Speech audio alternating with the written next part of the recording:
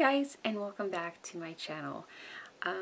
Today I wanted to do a video where I pick my most affordable, cruelty-free, still available makeup from my collection and create a makeup look out of that, which is what I've done. So I started out with my eyes.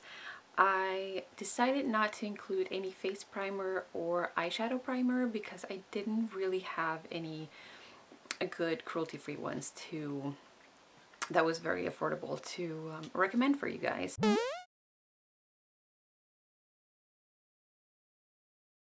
The only thing is I'm going to purchase the eyeshadow primer from Milani, the one that Emily Noel is raving about, but I just haven't gotten around to do that yet. So far I have no primers really to recommend, but I did use a little bit of concealer, even though I don't really love using that as an eyeshadow primer, but it was my only option. And then I went straight on to the eyeshadows that I applied. So I ended up choosing a palette that is my most affordable but still pretty expensive. It's $30. The Milani Most Loved Mattes.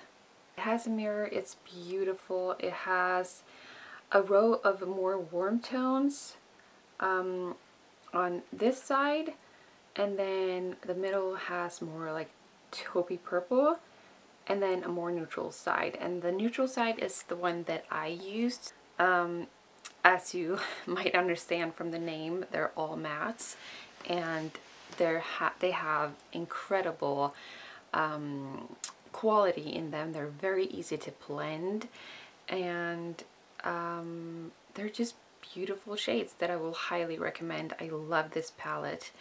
So as I was saying, I was putting the lightest matte shade all over the lid to kind of start out the look. I always do that. I find it really easy to blend the other colors on top of that. Then I took the light, I would say light beigey brown color in the crease and outer part of my eye, and then I worked myself up to the brow bone. And then I was kind of going a little bit back and forth with the two darkest shades. I was going underneath my lower lash line and just kind of deepening the look until I was satisfied.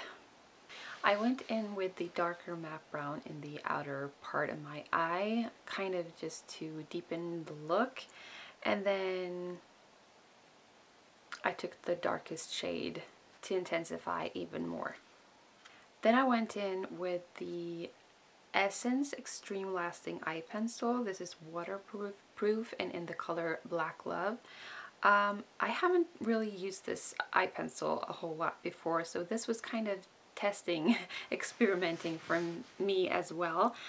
I began to apply it on my upper inner rim, and as I experience with most darker or black eyeliners, they do come on to the lower waterline, and I end up even having to keep wiping it off or to just put some black eyeliner on the waterline, lower waterline as well. And so that's what I decided to do. I didn't exactly make a winged liner. I was just using a liner brush to kind of shape it in that direction, sort of. And then smudging it out with the brown eyeshadows. I will say it was really easy to apply. It didn't like budge, or I didn't have any problems applying the eyeliner, so I guess I'm pretty happy with it. But I don't feel like black eyeliner is really the thing for me. I'm not sure if I will repurchase any more black eyeliners. I'd rather go for more of a dark brown. I feel like it suits my skin color a lot more. It it doesn't look so harsh. Then I went on with the Kiko Universal Fit Hydrating Foundation in Cool Rose. They don't have the exact same packaging, but it's pretty much the same. I think it has almost the exact same name, and I think it's pretty much the same product, just kind of renewed packaging. It's such a great foundation. It's a little bit on the darker side for me right now. It's perfect in the summertime. I can still, I think, get away with it as of now, but I do prefer it in the summer. It has kind of a BB cream feel, I would say. It doesn't have very much coverage. It just gives a glow to the skin and lots of hydration, and it just looks really natural and pretty. Then I went on with the e.l.f. HD Concealer in Fair. This isn't really fair. It's the darkest concealer I own, and it's perfect for me in the summer, and it works really well with the foundation that I used. It has good coverage.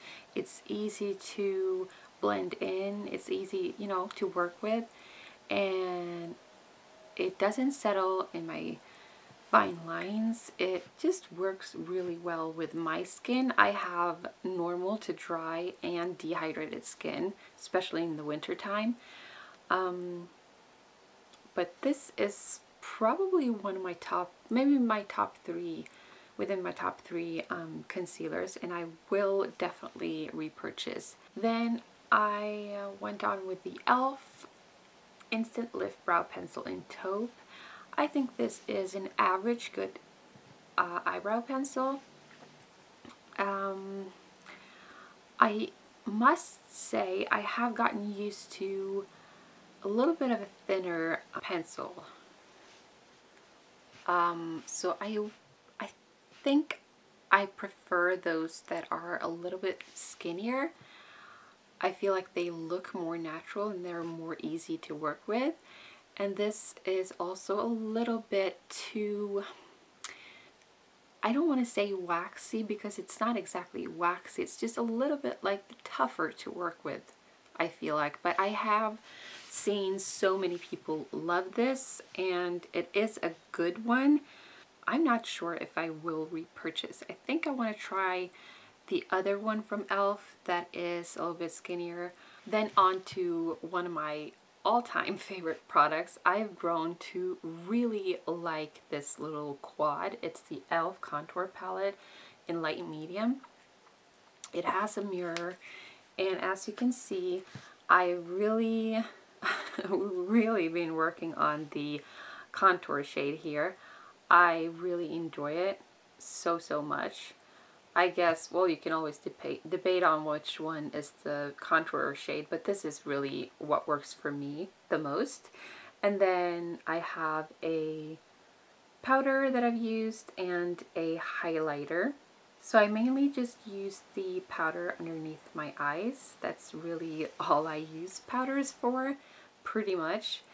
And then I went in to contour my face with the contour shade.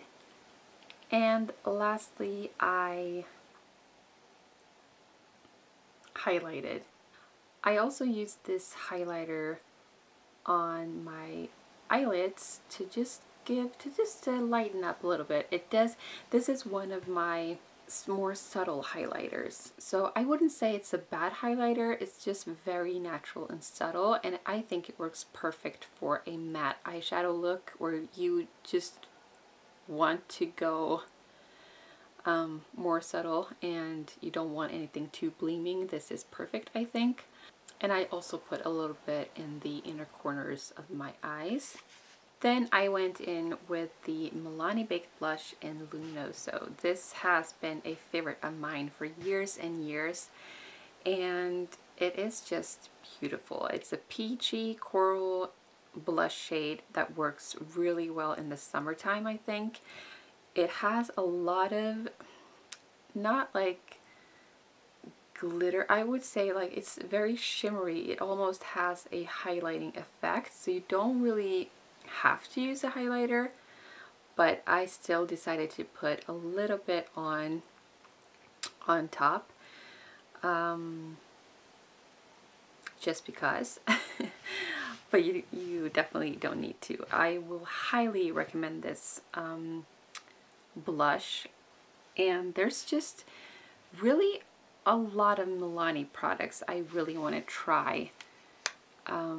They have such a variety of good quality products, like blushes and primers and concealers and foundations, and I really want to try the setting spray from them, and the rose blushes that they've had for years now. Their lipsticks are beautiful. There's a mascara I really want to try. There's so many things that I want to try from Milani. It's a great brand, affordable prices, and Essence is also a brand that I highly recommend. Catrice and Essence I kind of put together. They're kind of twins. I find a lot of their products to be of the same quality, and it kind of gives me the same kind of vibe. And I really like a lot of their mascaras, lipsticks. There's just a lot of like concealers, a lot of products that are really, really good from Essence. Their contour shades, highlight, I mean, yeah, love them. But the mascara that I decided to include today, which is also from Essence, it is the False Lashes Mascara Extreme Volume and Curl. This is the first mascara from Essence that I'm not too happy about, and I'm sorry to say that I really can't recommend this one to you guys. I will say that the Essence Lash Princess mascara is amazing, and what's it called? It has a purple metallic tube. It's really, really nice. One of my favorite mascaras of all time.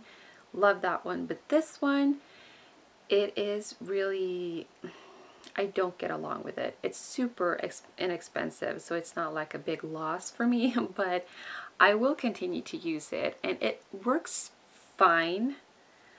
Once I put it on, it does smudge a little bit, but my main issue with this is I have a good stopper, so there's tons and tons of product on the wand that I have to kind of take off, and I hate to take product of mascara off the wand onto the tube. I just find it really disgusting. But in this case, I just have to. I mean, I could wipe it away with the paper, but it's wasteful, I feel like. It's, anyways. So there's that, and then it's a very wet formula, so there's a lot of mess as I apply it. And it works fine. I tried it now without the Grande primer that I usually combine it with, which makes everything so much better.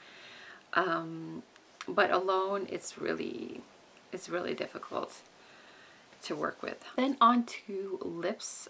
I chose the Kiko Smart Fusion Lip Pencil in 503.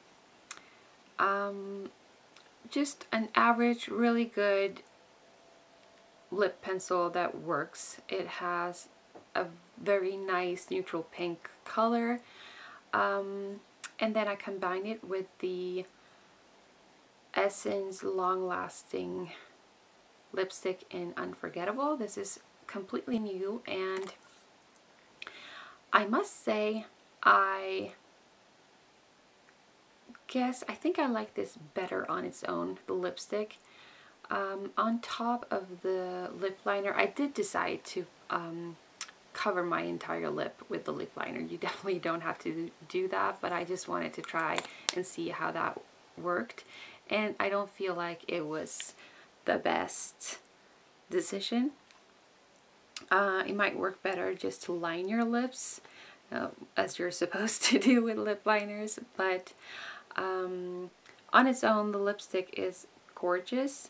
It is kind of a nudie pink, I'd say. The thing about this is that I ordered it once, and when it came, it looked, well, the same as this one looks, really. It looked kind of moldy. Well, not moldy, but it had this gray tint to it on the outside. I don't know if you can see.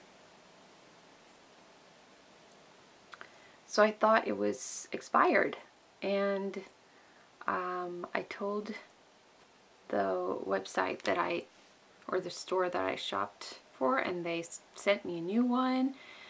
Same thing with that, and I just started using it. It was nothing, it was very creamy to swatch, and it had no scent or anything, and it looked perfectly fine. So I guess maybe I was wrong. Maybe it wasn't expired. I hope it wasn't. It is really beautiful and so affordable. And the last thing I decided to include is the ColourPop Pretty Fresh Hyaluronic Acid Setting Mist. It's just the best. I just love it. Again, as I've said before, it's not because it's the best setting spray, it's just the feeling I get when I use it. The mist, the scent, just the feeling. It's just, it makes me happy. It's a great end to the makeup application process. So highly recommend. Maybe not the most affordable setting spray, but it's cruelty free and it works. It does work. If you're more looking for maybe like a hydrating mist, this is perfect, I think. I've kind of been wondering if I should do another makeup wish list soon, or maybe like at the end of the year or something, or I don't know, end of the summer, because I really am working on all of my whole entire makeup collection these days, and it makes me, of course, inspired to buy new makeup, but I kind of want to give myself a little bit more time to really want these products and make sure that the products are right for me, and that I actually maybe need it, that I'm gonna use it, and not let it sit for 2 years before I even start using it, because that's so typically me. So I hope you got some ideas to maybe something to put on your wish list of affordable, cruelty-free makeup. The mascara is really the only thing I don't recommend. Anything else here is good quality makeup. So thanks for watching, and I hope to see you again next time. Bye!